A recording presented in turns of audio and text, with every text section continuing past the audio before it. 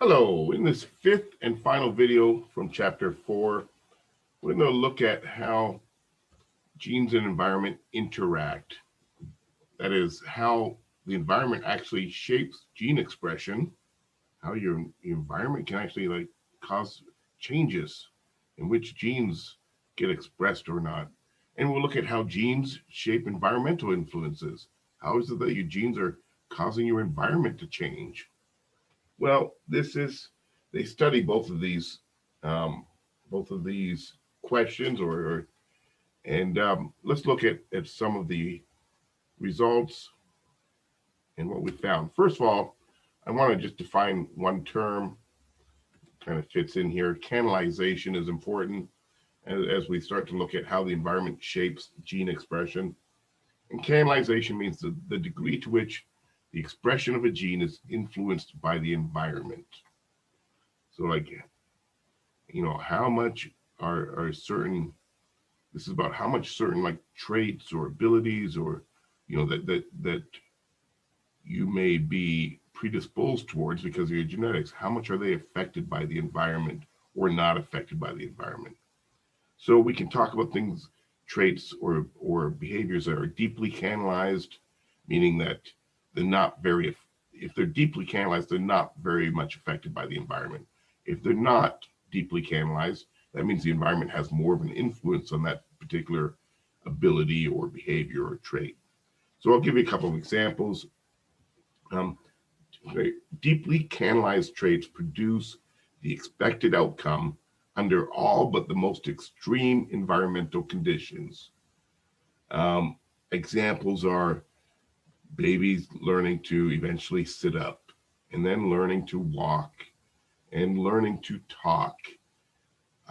These are called deeply canalized traits because pretty much every baby does these things. Once again, except for very specialized extreme cases, every baby, and we don't have to do anything to influence it.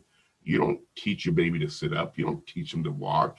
They just all of a sudden do it at some point.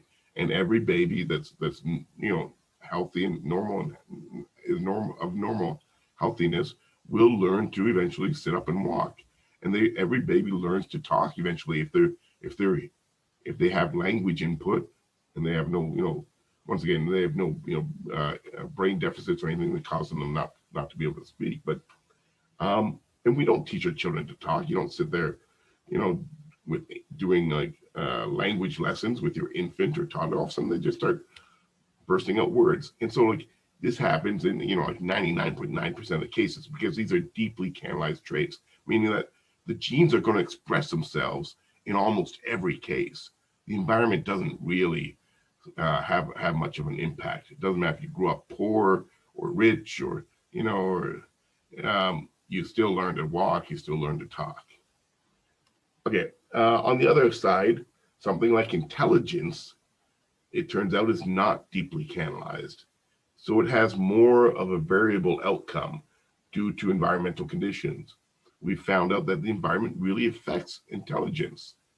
Um, so you could be born with particular genes that give you a predisposition towards giftedness. But let's say you grew up in poverty, it just will never happen, or it will probably not happen at least.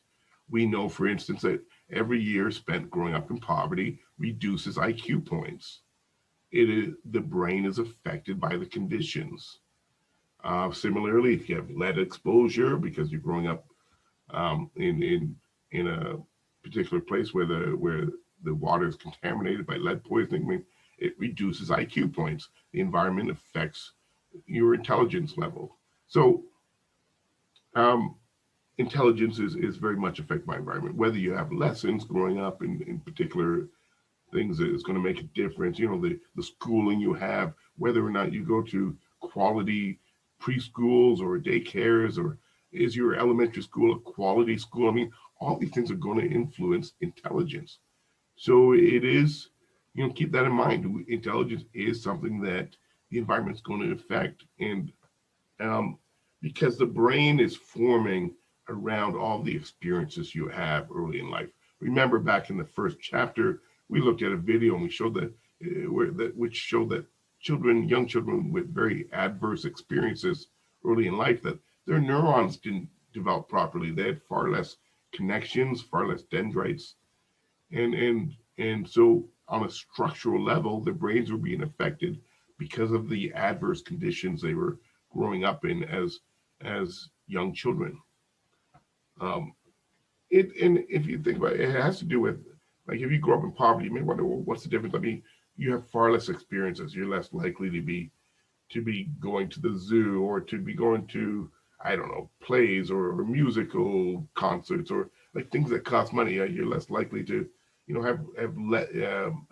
have lessons in any area, and like music, or you're less likely to have tutors, and I mean, like, just you're less likely to have a large variety of experiences that feed the intelligence. They feed the brain early in environmental inputs. And unfortunately, people growing up in poverty have far less environmental inputs. They get read to less, they get spoken to less, and all these things add up to their intelligence lowering over time. Um, Anyways, behavioral epigenetics. Let me go there now. This is a newer science and very exciting area of research. Epigenetics is a system by which genes are activated or silenced in response to events or circumstances in the individual's environment. But it doesn't actually change the genes. It turns out that all living things have what's called, chemical tags. They're called chemical tags. So these are tags that can either cause genes to become activated, or it can cause genes to be silenced. And these chemical tags are what's affected by environmental inputs, things like stressful early stress in life, or things like abuse, or negative events can activate certain chemical tags. Positive experiences can activate others. So these chemical tags actually cause differences in the expression of genes. Some genes, because of your environmental inputs, will be more likely to be expressed. Other genes will be silenced because of certain environmental inputs. So even though, like, for instance, if you look at two identical twins that have identical brains, if they have different experiences, it's going to cause some differences in which of their genes become activated or silenced. Let me show you a very specific example from research in epigenetics. So this is about a gene that produces MAO-A, and you see the MAO-A. That's an enzyme that actually leads to less aggression. So it's a good thing. You want, if you have higher levels of MAO-A, you're less likely to be aggressive. It reduces aggression. Anyways, some people at least, are born with a different version of the gene that can produce low levels of MAO-A. So lower levels of MAO-A means that you may have higher aggression levels, because MAO-A helps to reduce aggression. But it turns out that this version of the gene that produces low levels of MAO-A, it only gets turned on with early stressful life experiences, something like child abuse, for instance. If it doesn't get turned on, it doesn't have any negative effects. So here we see in this chart, we have the gene that produces low levels of MAO-A, the specialized gene in the first column there, and then we have the gene that produces average levels of MAO-A in most of the population. And if you have, average levels of MAO-A, it turns out whether or not you experience child abuse doesn't really affect your levels of aggression, because you have enough MAO-A that it doesn't make you aggressive. These adverse conditions don't make you aggressive, because the MAO-A that you produce helps to reduce aggression levels. However, if you have that specialized gene that can produce lower levels of MAO-A, it gets turned on with early child abuse. And so you can see in the top left square of this 2x2 chart, I mean, like, if you have that special gene and you have an adverse a stressful experience early in life, like child abuse, then you will end up with higher levels of aggression. But those who have that special gene and they have, more of a normal upbringing without a lot of adverse stressful conditions, they end up with typical levels of aggression. The gene doesn't get turned on. So, the conditions of your environment can leave that gene dormant, or they can activate that gene, which is going to lead to more aggression. So it turns out, it's not about just the gene, it's the gene and the environment together, which is what we've been saying from the start, that it's always a mix of nature and nurture, and that they affect one another. So here we see your particular environmental experiences will affect your level of aggressions in this particular example. And this is what they study in epigenetics. What conditions mixed with what particular genes cause what kinds of behaviors or traits. So one other example, for instance, that they found is that children who experience a death of a parent early in life, because that is a very stressful condition over a long period, it activates certain chemical markers that lead that child to grow up and have a higher incidence of depression and anxiety later in life. And you may say, well, of course you're going to be depressed or anxious after a parent dies, but we're talking decades later, into middle or even late adulthood, that because they had certain chemical tags activated in childhood with the death of a parent, it causes behaviors throughout the rest of their life. So it's not that they're still sad about it. They may have gotten over it during their life, but once those tags get activated, they can affect your gene expression for the rest of your life, leading to more depression and anxiety because of what you experienced in childhood. So this is how epigenetics work. Certain environmental conditions trigger certain genes to turn on or turn off, basically. So it's not just what genes you have, it's also what's your environment like.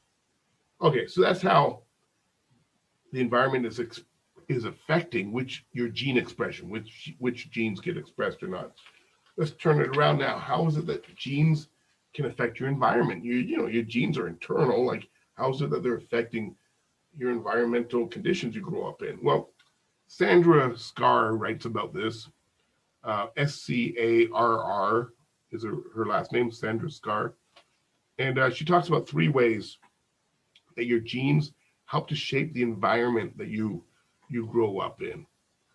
And they these 3 different ways tend to happen kind of at different ages. I'm going to start with the first one, and you can think about this happening right from the time that you're a baby or a toddler or a young child. I mean, like, this is called passive gene environment interaction. A child's family shares genetically determined abilities and interests. Okay, so I'm going to use an example to illustrate these. Suppose a child has certain genes. They're born with certain genes from their parents that will help promote musical talent. Okay, so they have a set of genes that can potentially lead this child to have musical talent. Well, the way that passive gene environment interaction works is that if they have those genes, well, they got them from their parents, so their parents have similar genes as well. So because they share genes with their parents probably have musical talent and enjoy music. They probably create a musical environment for this child from an early age. So, even from the time they're babies, like this child, because their parents have similar genes, they're going to be playing more music. They might play instruments in the house. And so this is passive. The child hasn't done anything, but because they share genes with their parents, an environment is created that match their genes because the parents also have them. Okay, I'm going to go down to the third one. Imagine a somewhat older child now, elementary school age child. Evocative gene environment interaction. The child's genetic endowment causes them to act in a way that draws out or evokes certain responses from those around them. So the child now demonstrates something, in their behavior that makes others respond to them in a certain way. So they evoke a response which is going to change their environment. So an example would be the same child that was born with music, musical talent genes, let's just say, call them. Um, let's say they're in school and it gets noticed by the music teacher in elementary school. When they sing, they're hitting perfect pitch or getting close to it far more than any other child, or they show a great interest right away in when they start learning an instrument, and they're just really good at it and interested in. And so all of a sudden this music teacher starts to spend extra time with this particular child, giving them more attention, doing some extra after school lessons and whatnot, because this child has evoked a response in the teacher. So the environment has changed because the child's genes started to express themselves, and it changed their environment because others paid attention. So, another example, imagine you're throwing ball with your 7 or 8 year old. You just started to teach him how to throw baseball back and forth. And you notice like he's like 7 or 8 and he can throw the ball like no other kid his age. Like he's like doing like just whipping the ball into your glove, and you're like, holy cow, like I never planned to do this, but I'm gonna sign him up for baseball next year or softball, like because he's got an arm like a cannon. Like so like you may have had no intention, but his behavior evoked a response, and now his environment's going to change because of what he evoked in you as a parent. Okay, think about an older child now. Let's go into adolescence. We're going to go to the middle one. Active gene environment interaction. One's genetic endowment becomes a driving force for children to seek out experiences that fit their genetic endowments. So a child that has the same child that has musical talent genes, let's just say, I'll call them, um, you know, when they get to a point in there where they get to make more choices for themselves, maybe late childhood or into adolescence, like they decide, for instance, that they're going to join the band at school instead of playing sports. So because these they recognize that they have an interest in music. So the genes are expressing themselves through the child's own choices now, or the adolescent's own choices. They're starting to choose environments that fit or match their genetics. I mean, because you wouldn't choose something if you were horrible at it, or you had no interest in it. I mean, I chose to play chess. Once I learned the game at the age of 10, and I spent all my adolescence playing chess. I mean, it was a driving force in my development. I spent more time playing chess than studying for school, I can tell you.